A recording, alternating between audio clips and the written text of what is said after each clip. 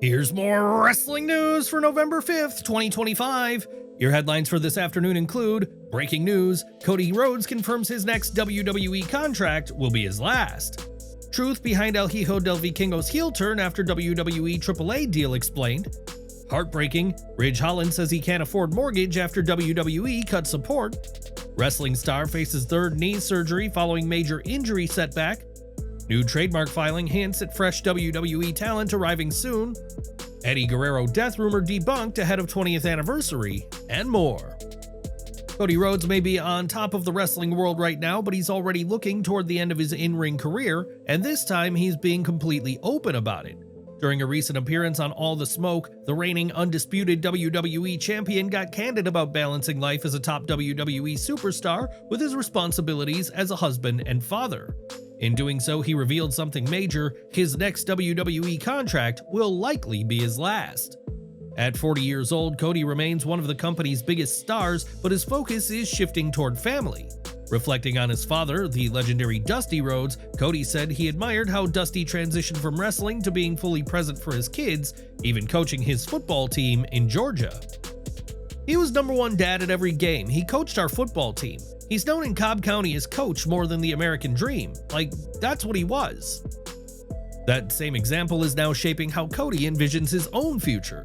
While still passionate about wrestling, he's intent on stepping away before the job takes too much of a toll, physically or personally.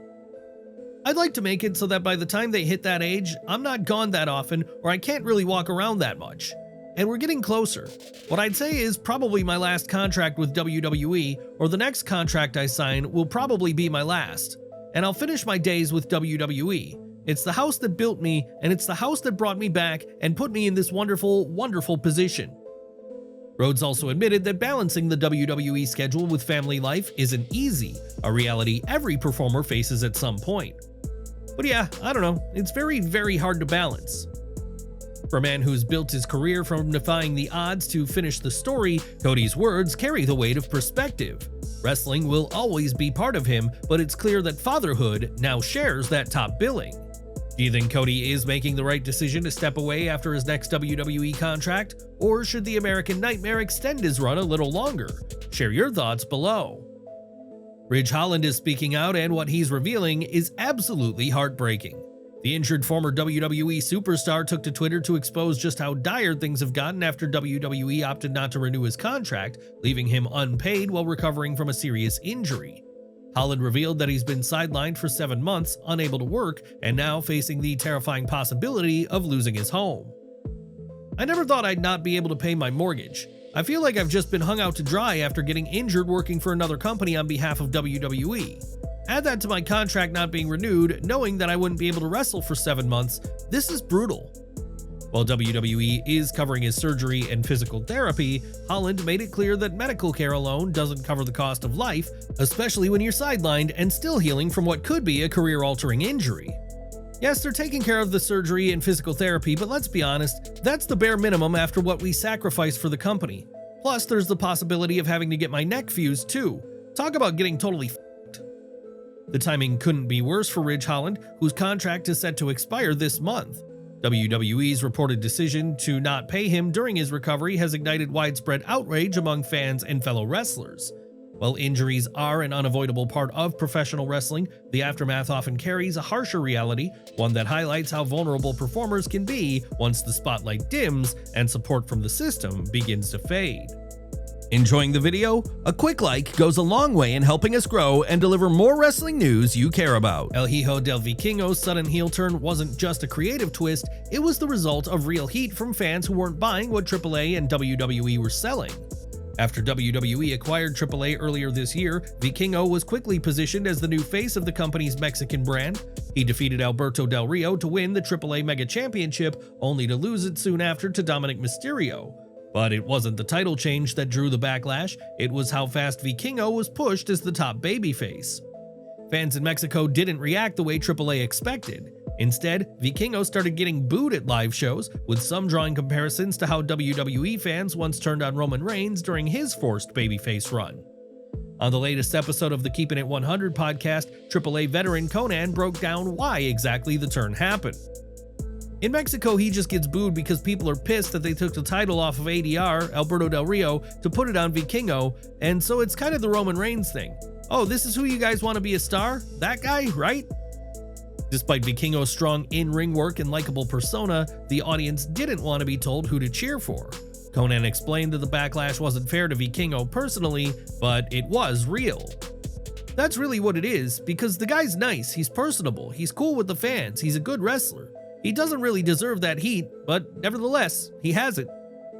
Instead of fighting the crowd reactions, AAA Creative decided to lean into them. Vikingo's heel turn wasn't just logical, it gave him an outlet to unleash everything fans had thrown at him during his babyface run. The timing of this shift, coming right after the WWE AAA deal, adds even more weight to the decision. Vikingo went from indie darling to WWE-backed megastar in a blink, and the crowd pushed back hard. Do you think El Hijo del Vikingo fits better as a heel? Was the crowd right to reject the forced babyface push? Let us know what you think in the comments below. Brian Cage's comeback story has just hit another painful detour. The AEW and ROH powerhouse revealed that he's undergoing his third knee surgery in less than a year, marking yet another major setback in his recovery journey.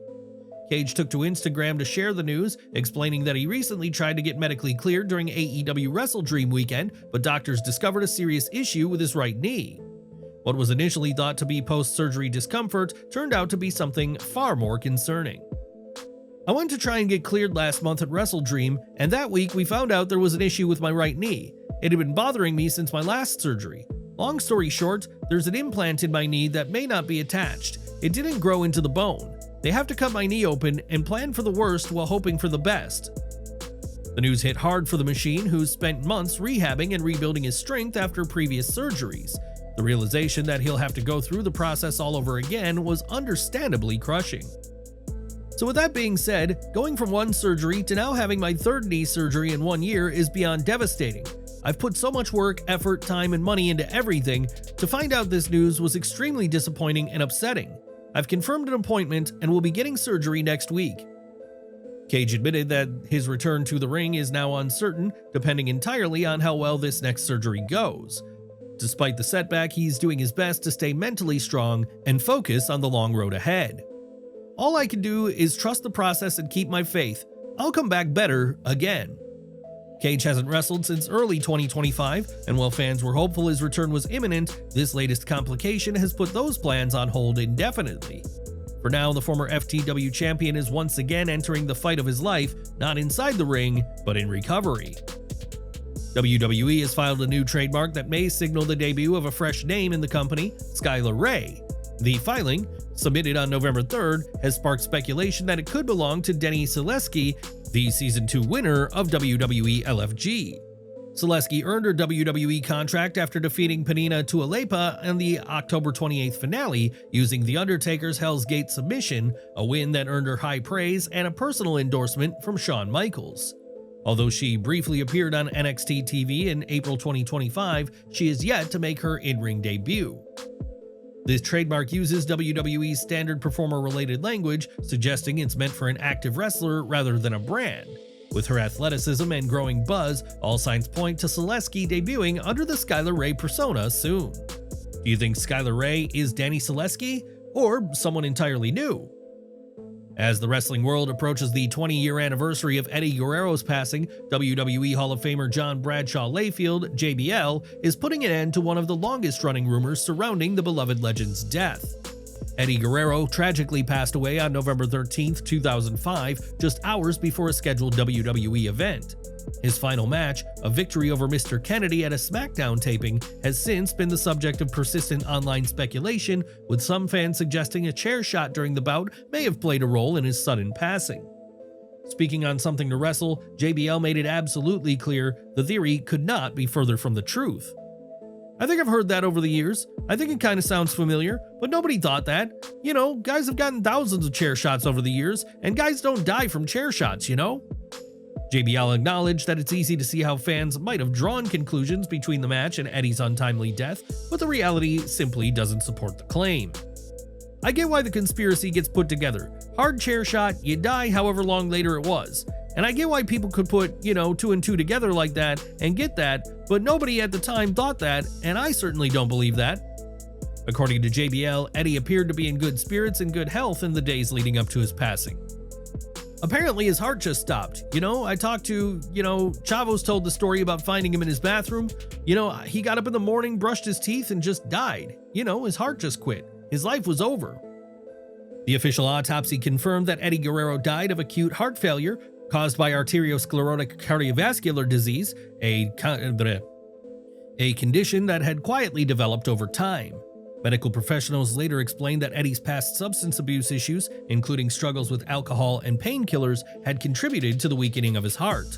Additionally, reports from doctors indicated that Guerrero suffered from organomegaly, a condition involving enlarged internal organs likely linked to growth hormone usage, which placed further strain on his body and led to his sudden collapse. As the anniversary of his death approaches, fans around the world continue to celebrate the man who proved that lie, cheat, and steal wasn't just a catchphrase, it was the heart of a true wrestling icon who fought, lived, and loved with everything he had. For all of our subscribers, don't miss the 9 a.m. Eastern video we dropped earlier today. Smash that bell icon and select all notifications so you're always in the loop.